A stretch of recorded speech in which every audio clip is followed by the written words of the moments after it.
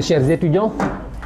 C'est toujours Mohamedou Mansour Dia qui se présente devant vous pour faire une proposition donc, de correction pour le TD2 du chapitre 2 portant sur les obstacles à la connaissance sociologique.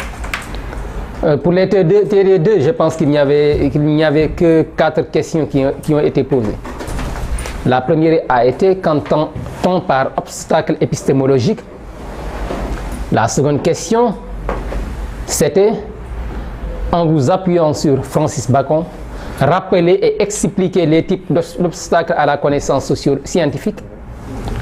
Pour la question 3, on vous demande que signifie l'expression traiter les faits sociaux comme des choses. Et pour la 4e et dernière question, en vous appuyant sur des exemples concrets, expliquer la distinction entre le normal et le pathologique. Et pour les propositions de réponse, pour la question 1, qu'entend-on par obstacle épistémologique?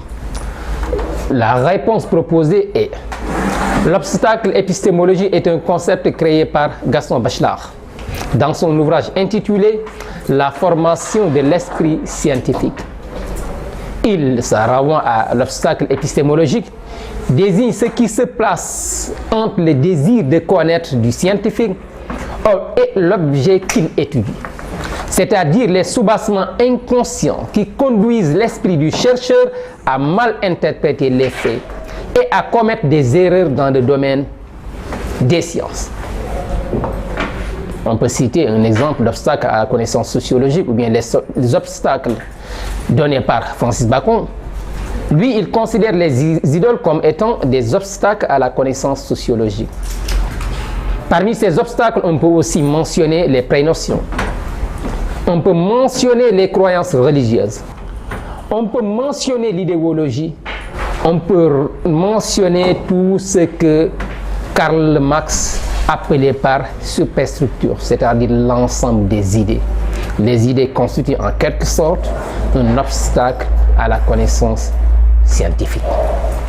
C'est ça donc la proposition de réponse pour la question 1, portant sur qu'entend-on par obstacle épistémologique. Pour la question 2, on vous demande, en vous appuyant sur Francis Bacon, rappeler et expliquer les types d'obstacles à la connaissance scientifique. Et pour la proposition de réponse, Francis Bacon identifie 4 types d'obstacles à la connaissance sociologique. Ils sont ceux qui se tiennent à des généralisations abusives et à l'imagination. Pour 2, ce qui engendre de fausses sciences comme l'astrologie et l'alchimie.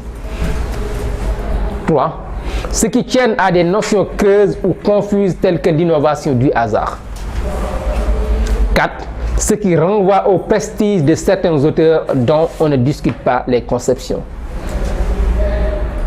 Pour le dernier obstacle, parfois un certain penseur peut atteindre un tel degré de crédibilité ou bien de renommée à tel point que l'on pense que tout ce qu'ils disent relève du vrai. Or, tel n'est pas le cas. Un grand penseur peut se tromper. L'essentiel, c'est de respecter les règles épistémologiques, les règles scientifiques. C'est ça donc la proposition de réponse pour la question 2. Pour la question 3, on vous demande que signifie l'expression traiter les faits sociaux comme des choses. Cette expression-là vient d'Émile Durkheim. Il l'a dit dans son fameux ouvrage intitulé Les règles de la méthode sociologique. Cet ouvrage-là qui a marqué, qui a lancé la sociologie, qui a fait de la sociologie une discipline scientifique et qui a été publié en 1895. Et pour la proposition de réponse, donc, on dit que Émile Durkheim soutient que dans une analyse scientifique, il faut bannir tout préjugé et éviter toute subjectivité. Étant donné ça renvoie à Émile Durkheim, il a voulu faire de la sociologie une science.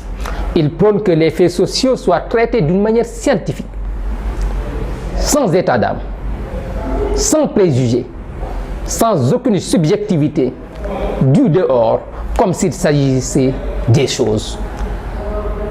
C'est à C'est cette compréhension-là qu'il faudrait donner donc à l'expression traiter les faits sociaux comme des choses. Donc c'est une proposition de réponse pour la question 3. Enfin, pour la quatrième et dernière question, en vous appuyant sur des exemples concrets, expliquez la distinction entre le normal et le pathologique.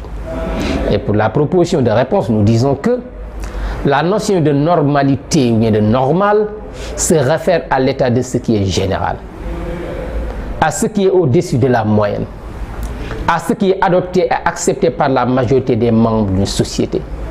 C'est le cas du mariage entre l'homme et la femme.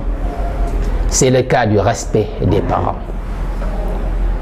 Alors que le pathologique renvoie à ce qui relève de la déviance, à ce qui est en dessous de la moyenne. C'est le cas du crime, qui est un comportement marginal. C'est le cas également du suicide, qui est un comportement marginal. Donc on peut dire que un fait social normal renvoie aux faits adoptés par la majorité des membres de la société. Alors que un fait social pathologique renvoie à ce qui relève du marginal, du cas marginal. Donc c'est la généralité et la marginalité qui font la différence entre le normal et le pathologique. Je vous remercie.